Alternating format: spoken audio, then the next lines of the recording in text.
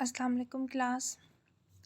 अभी हम पढ़ने लगे हैं बाब नंबर 13 जमात 7वीं जमात का बाब नंबर 13 जो कि है फ़ुटबॉल। अच्छा, इसमें जो आपको पता है कि फ़ुटबॉल जो है एक बड़ा मशहूर गेम है। इसके कुछ पॉइंट्स हैं जिनको याद कर लेते हैं। सबसे पहला है कि फ़ुटबॉल की टीम में 11 खिलाड़ी होते हैं, तो ये भी एमसीक्यूज़ दिया जा सकता है। टीम का जो खिलाड़ी गोल के सामने खड़ा होता है उसे गोलकीपर कहते हैं। गोलकीपर का काम क्या होता है? अपने गोल पोस्ट का दिफा करना होता है। और मुखालिफ टीम के खिलाड़ी जब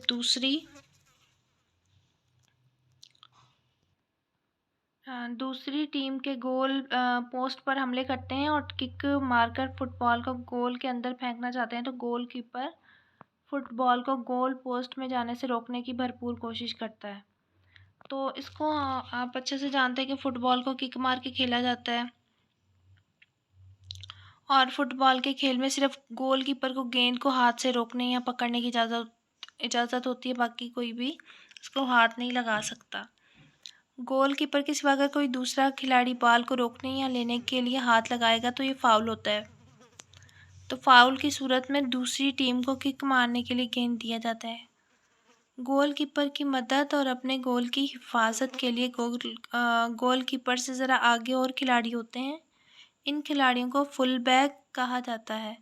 इसी तरह इनसे थोड़ा और आगे 3 और खिलाड़ी होते हैं, इनको हाफ बैक कहा जाता है। फुल बैक, हाफ बैक और गोलकीपर मिलकर मुखालिफ टीम के हमले को रोकते हैं और अपने गोल की हिफाजत करते हैं। उनसे फुटबॉल छीनकर अपने खिलाड़ियों की तरफ बढ़ाते हैं ताकि वो मुखालिफ टीम के गोल पर हमला करके गोल कर सकें। अब गोलकीपर, फुल बैक और हाफ बैक के अलावा हर टीम में 5-5 और मज़ीद खिलाड़ी होते हैं जिनको फॉरवर्ड्स कहा जाता है। अगर इनको हमलावर दस्ता कहा जाए तो बेजाना होगा। ये फॉरवर्ड्स खिलाड़ी अपनी टीम के बाकी साथियों की मदद से एक दूसरे को पास करते हुए बाल लेकर मुखालिफ टीम के गोल की तरफ बढ़ते हैं और ज़ोरदार किक लगाकर मुखालिफ टीम पर गोल करने की कोशिश करते हैं। और जो इस खेल में जैसे क्रिकेट में होता है अंपायर होता है, इस तरह इसी खेल की निगरानी करने वाले शख्स को रेफरी कहा जाता है। और उसकी ज़िम्मेदारी क्या होती है कि वो खेल को इसके क़वाइद और ज़वाबित के मुताबिक खिलाए। इसमें जो मुश्किल लफ्ज़ हैं वो देख लेते हैं। बेगाना यानी कि गैर अजनबी, उसके बाद दिफा, हिफाजत, फ़ाउल। आपने अभी अभी पढ़ा है कि फ़ाउल जो है वो दे दिया जाता है। तो फ़ाउल इसको में क्या है? बेईमानी, यानी कि जब कोई बेईमानी करता है तो उसको फ़ाउल मिल जाता है।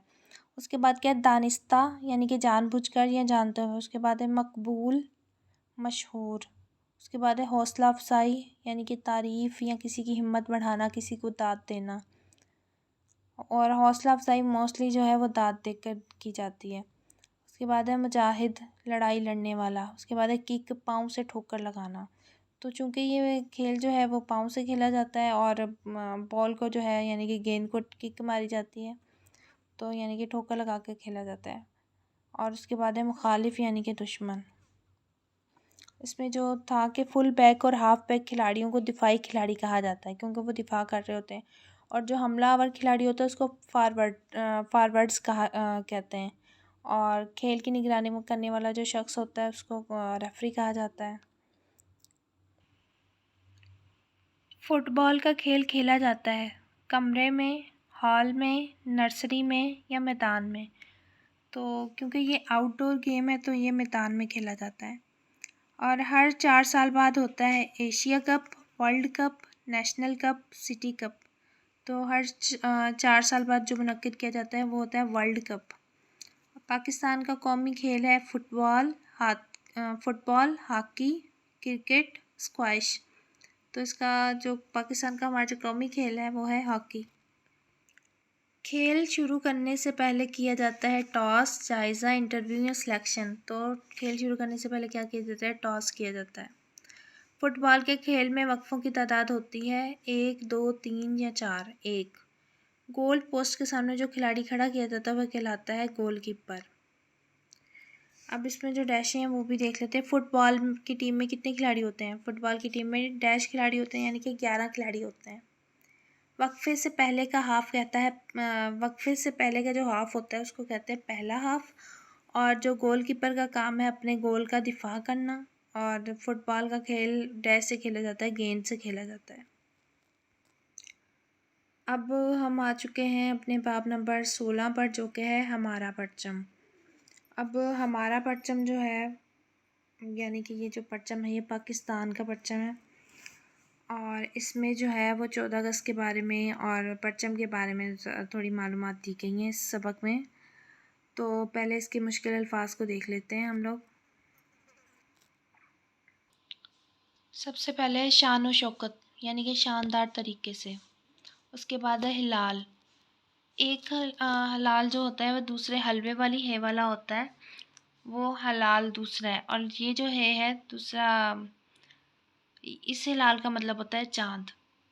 अक्सर आप लोगों ने ये तंजीम का नाम सुना होगा, हिलाल अहमर। उसके बाद है दुरुस्त।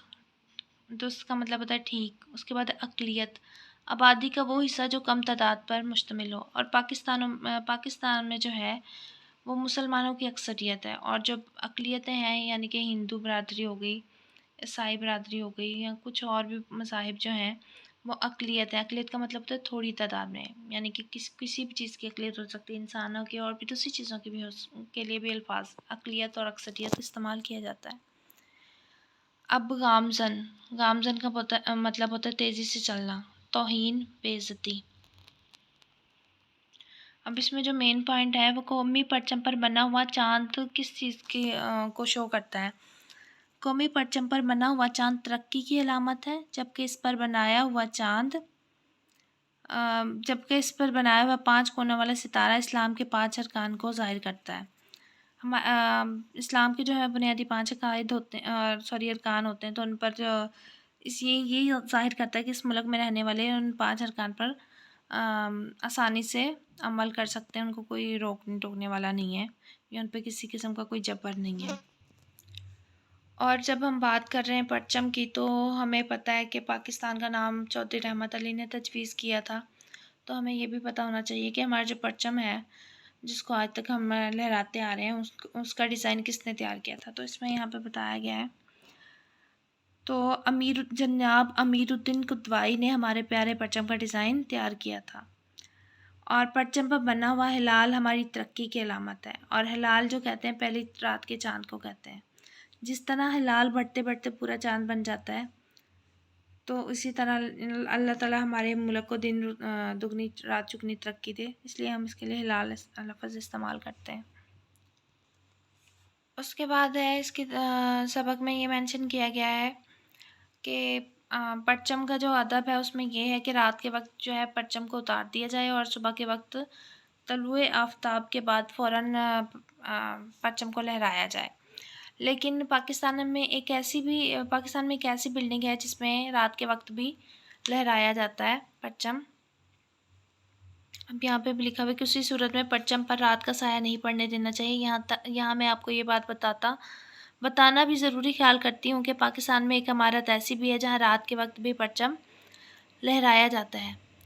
तो वो जो बिल्डिंग है वो है ये पार्लियामेंट हाउस, और यहाँ पे रात के वक्त जब लहराया जाता है तो यहाँ दिन रात परचम लहराता रहता है, लेकिन एक ख़ास एहतमाम के साथ। वो ये कि रात को मसनूई रोशनी के साथ परचम को रोशन रखा जाता है, यानी कि परचम को रात के वक्त भी इंतहाई रोशन रखा जाता है जब पार्लियामेंट हाउस पर लहराया जाता है। इस वजह से वहाँ पे रात के वक्त पे ये हमारा जो परचम है वो लहराया जाता रहता है। तो उसके बाद आ जाता है इसके दुरुस्त जवाबात पर। उसके बाद है कौमी परचम हैसियत रखता है कौमी, तारीखी, सूबाई या अवामी। तो दुरुस्त जवाब है कौमी। परचम का सब्ज़ रंग होता है 1/4, 1/3, 2/3 या 3/4। 3/4। 3/4 का मकसद है कि एक चीज़ के 4 टुकड़े किए जाएँ, तो उसमें से जो 3 हैं वो 3/4 का मतलब ये है कि 3 अदद भरे हुए हैं। तो ज़ाहिर सी बात है परचम का जो सब्ज़ रंग है वो 3 हिस्से में पर मुश्तमिल होता है, और जबकि एक हिस्सा जो होता है, यानी कि 1/4 जो हिस्सा होता है वो सफ़ेद रंग पर उसमें सफ़ेद रंग शामिल है। और हिलाल कहते हैं चाँद को, पहली रात के चाँद को हिलाल कहते हैं। परचम को लहराया जाता है दोपहर में, शाम में, तलुए आफ़ताब के बाद। तलुए आफ़ताब मतलब, आफ़ताब का मतलब होता है सूरज, यानी कि सूरज तुलू होने के बाद, यानी कि जैसे सूरज निकलता है और आपको पता है जब सूरज निकलता है तो वो बहुत रोशन ताबा होता है, यानी कि अपने साथ बहुत सारी उम्मीदें लेकर निकलता है। इसलिए कहते हैं कि परचम को तलुए आफ्ताब के बाद लहराना चाहिए और ग़ुरूब आफ्ताब के बाद उतार लेना चाहिए, ताकि उस पर रात का साया ना पड़े। और रात जो होती है वो तारीकी होती है और हमेशा नेगेटिविटी फैलाती है, जबकि रोशनी जो होती है वो हमेशा पॉजिटिविटी की साइन होती है। और जैसे अमावस की रात होती है इस तरह। तो इसके पीछे यही लॉजिक है कि सुबह जब तलुआ होती है तो वो रोशन होती है, अपने साथ बहुत सारी उम्मीदें लेकर आती है। तो इस वजह से परचम को हमेशा सुबह के वक्त लहराया करें और शाम के वक्त उतार लिया करें। उसके बाद अब इसके आ गए हैं वाहिद जमा। तकरीब, तकारीब, अदब, आदाब, वतन, वतन की जमा होती है औतान, मरहला, मराहिल, कौम, अक़वाम, शक्ल, अशकाल। उसके बाद है राब की मदद से तलफ़्फ़ुज़ वाज़िह कीजिए। हिलाल, इहतराम, फ़िज़ा, इख्तिताम, शक्ल, शनाख्त, तवज्जा। अब हमारा परचम जो सबक हम पढ़ रहे हैं उसी के अल्फ़ाज़ और मुतज़ाद हैं। तलू और उसका मुतज़ाद क्या है? ग़रूब, तरक्की, तनज़्ज़ुल या तनज़्ज़ुली, यानी। और उसके बाद है मस्नूई, उसका ऑपोज़िट क्या है? यानी कि मुतज़ाद क्या है? असली या हकीकी। उसके बाद है इख्तिताम, इब्तिदा या आगाज़, बुलंदी, पस्ती। अब ये जो पैराग्राफ है इसको एक दफ़ा देख लेते हैं। इस सबक में एक लफ़्ज़ हैरानी इस्तेमाल हुआ है। आमतौर पर लोग उसे हैरानगी लिखते हैं और बोलते हैं। याद रखिए, हैरानगी गलत है। ज़ेल में चंद ऐसे अल्फाज दिए जाते हैं जिनके आखिर में गी आता है। सादा से सादगी, पाकीज़ा से पाकीज़गी, संजीदा से संजीदगी, ज़िंदा से ज़िंदगी, बंदा से बंदगी, दरिंदा से दरिंदगी, बेचारा से बेचारगी वगैरह। जिन अल्फाज के आखिर में है आती है और वो सिफ़त हों, यानी कि एडजेक्टिव हों, और वह सिफ़त भी हों, ऐसे लफ्ज़ों के आखिर से हम हे को हटाकर गी का इजाफ़ा कर देते हैं। जो अल्फाज हे पर ख़त्म नहीं होते उनके आखिर में सिर्फ़ ये बढ़ाई जाती है। मसलन हैरान से हैरानी। तो अब मैं 3-4 लफ्ज़ आपको भेजती हूँ, वो आप उनको सही से इस्तेमाल करें कि उनके साथ गी आएगा या नहीं आएगा। और इंशाल्लाह कल को थोड़ा ग्रामर को कवर करेंगे। अल्लाह हाफ़िज़। अपना ख़्याल रखें और किसी किस्म की कोई बात आपको समझ नहीं आए तो आप पूछ सकते हैं।